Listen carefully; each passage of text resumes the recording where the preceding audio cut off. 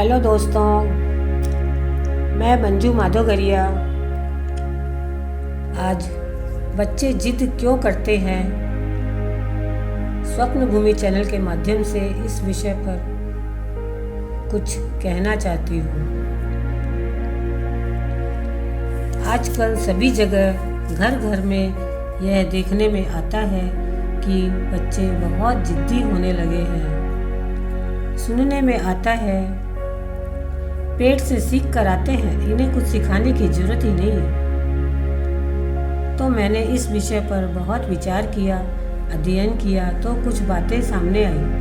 मुझे जो समझ में आया वह आप सबके सामने रखना चाहती हूँ। यह बात तो 100% सही है कि जब बच्चा गर्भ में आता है तभी से उसके सीखने की प्रक्रिया शुरू हो जाती है। पहले संयुक्त परिवार हुआ करते थे, जहाँ बुजुर्ग दादी नानी होने वाली माँ को उसके लिए क्या सही है क्या गलत है सिखाती रहती थी।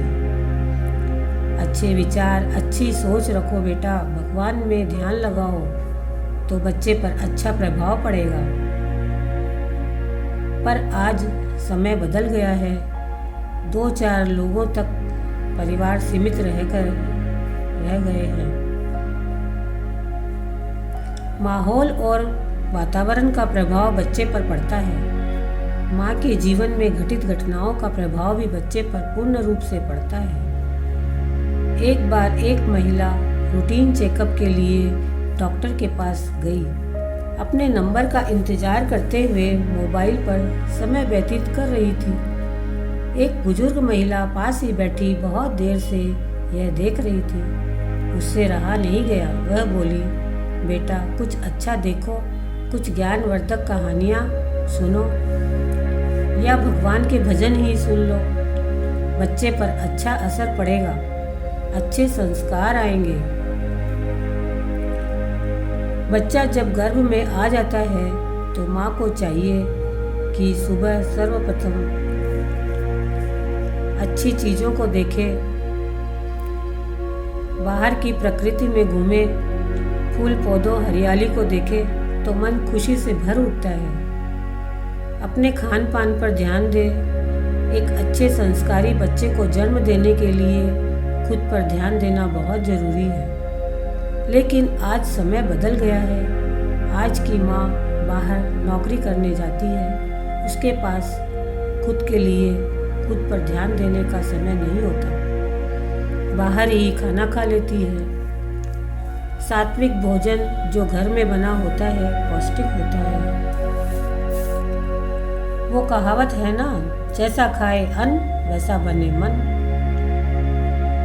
यही सब कारणों की वजह से आज के बच्चों में सहनशीलता, धीरज नहीं आ पाते, क्योंकि दौड़ते भागते माहौल में ही उनका जन्म हो जाता है। फिर उनको पालने के लिए आया आ जाती है जो क्या संस्कार देगी वो तो सभी जान सकते हैं। पहले संयुक्त परिवार में परिवारजनों के हाथों में बच्चा पलता बढ़ता था।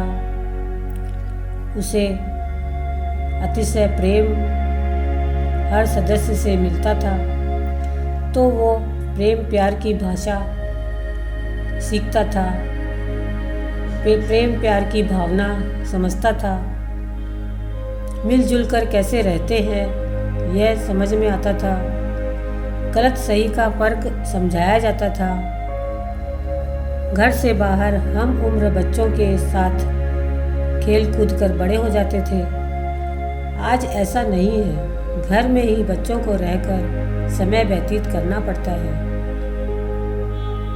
जो उनके लिए बहुत कठिन होता है, क्योंकि कुछ भी छूने पर, शैतानी करने पर डांट और मार खानी पड़ती है। हर बात के लिए टोका जाता है, ये मत करो वो मत करो, तो बच्चा उग्र बन जाता है। उसका अपना मन मर जाता है। वो समझ ही नहीं पाता कि उसे करना क्या है। अतिशय लाड़ प्यार भी बच्चे को जिद्दी बना देता है।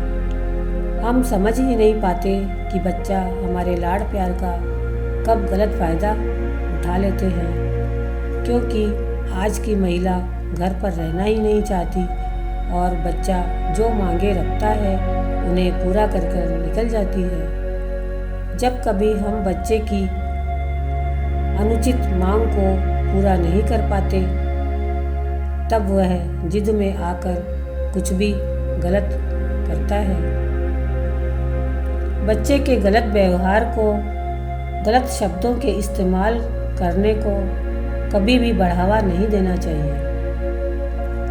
बच्चे की हर ज़रूरत को हम पहले खुद समझना चाहिए, उसे इस लायक बनाना चाहिए कि वो भी उचित अनुचित में फ़र्क करना सीखे।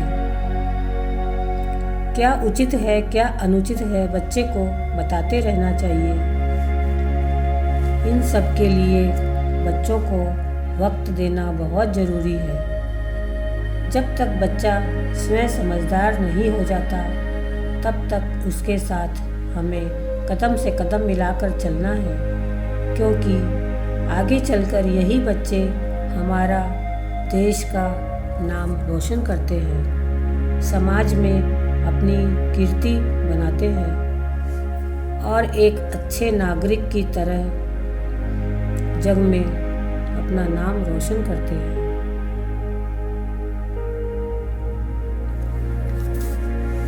धन्यवाद। मैंने अपने विचार रखे। यदि आपको पसंद आए हो तो लाइक एंड सब्सक्राइब ज़रूर कीजिएगा।